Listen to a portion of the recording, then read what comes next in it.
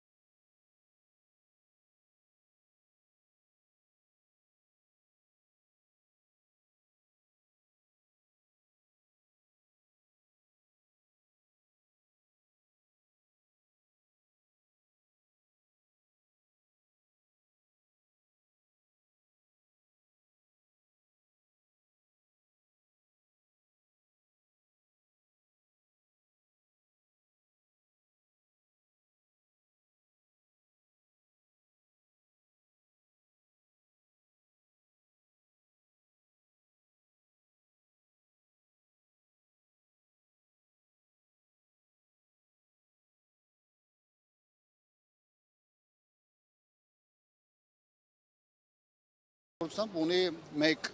լուծում եւ տեսլական դարասրակ Արցախի հարցը փակելն է, որովե ձևով չարծարծելն է եւ ցանկացած հայտարարություն, որը ընդդիմադիր դաշտում է հնչում կամ հասարակական տարբեր շրջանակներից է հնչում, իշխանությունը դա ընդունում է որպես թշնամություն եւ դրան էլ հակազդում է ըստ թշնամական վերաբերմունքի։ Նիկոլ Փաշինյանը նաև անդրադարձել էր կոմունիկացիաների բացմանը, նշելով, որ իրենք պատրաստ են հենց այսօր էլ բացել, բայց հսկիչ անցագրային կետերով, հա։ Ինչու է Նիկոլ Փաշինյանը այդ հարցում ավելի շտապողական, իսկ Ադրբեջանի կողմից որպես այդպիսին արձագանք չկա։ Ռեգիոնալ ապաշրջափակման շուրջ մոտեցումները տարբեր են։ Հիմա այն ինչ որ Ադրբեջանն է առաջարկում, մոտավորապես առաջին հայացքից այն է, ինչ որ կա նոյեմբերի 9-ի փաստաթղթում, որտեղ այդ ճանապարհի հսկողությունը դրված էր ռուս սահմանապահների վրա։ Հիմա նոյեմբերի 9-ի փաստաթղթի շուրջ որոշակի պրոբլեմատիկ իրավիճակ է ստեղծված։ Մի կողմից Հայաստան իշխանությունները նպատակարար չեն համարում ստորագրությունը հետ քաշելը, մյուս կողմից Ռուսաստանը հայտարարում է, որ իր պատկերացումներով Հայաստան-Ադրբեջան բանակցությունները պետք է ընթանան նոյեմբերի 9-ի եւ դրանից հետո տեղ ունեցած Մոսկվայում կայացած պայմանավորությունների շուրջ։ Հիմա սա մի կողմից պրոբլեմ է, մի կողմից հնարավորությունների դաշտ։ Հնարավորություն այն տեսանկյունից, որ նոյեմբերի 9-ի փաստաթղթով արցախցիների Արցախ վերադարձի, Արցախում անվտանգության երաշխիքների, Հայաստանը Արցախին կապող այդ միջանցքի հարցը բավական հստակ դրված է եղել, եւ եթե տրամաբանությունը դա է, ապա բնականաբար ստեղ որոշակի քննարկելու դաշտ բնականաբար կա։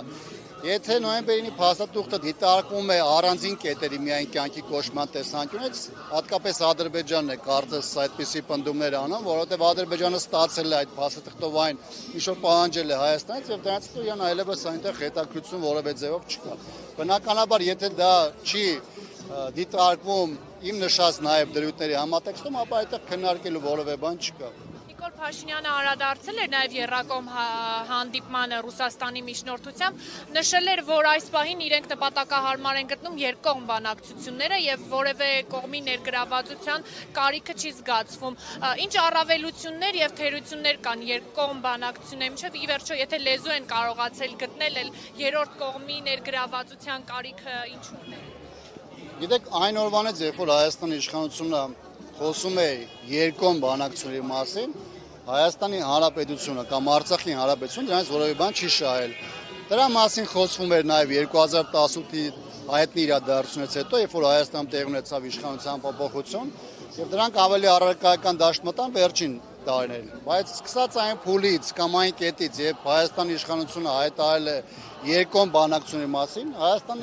Հայաստանը ստացել է նոր պատերազմ, Հայաստանը ստացել է օկուպացված տարածքներ, հազարավոր զոհեր եւ այս տեսանկյունից որևէ բան տեսանելի չէ, թե այս իրավիճակում ինչ է ստացել Հայաստանը այլ տրամաբանության մեջ, ինչ որ ասում է Նիկոլ Փաշինյանը։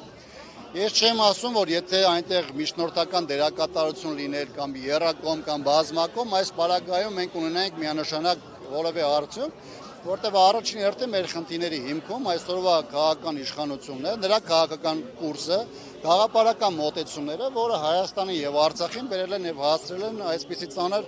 կետին։ Առհասարակ միջնորդական դերը նախատեսված է նրա համար, որպեսզի ապահովի բալանսը։ Հատկապես պարտությունից հետո, երբ որ բնականաբար հաղթող կողմը ունի առավելություններ, դիրքային եւ մնացած առումով, բնական է, որ այս տեսանկյունից մեզ համար պետք է ավելի անկալի դիտվեր, երբ որ կար դրված հստակ միջնորդական դերը։ Այստեղ խնդիրը մենակ այն չէ, դա Ռուսաստանն է, սա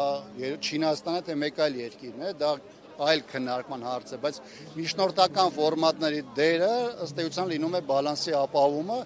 իսկ Հայաստանի դեպքում բալանսը որևէ պարագայում ապահովված չի եղել եւ դրա ծանր հետևանքները այս վերջին 6 տարիներին դա Հայաստանի վրա կոնկրետ առարկայական երևացել է։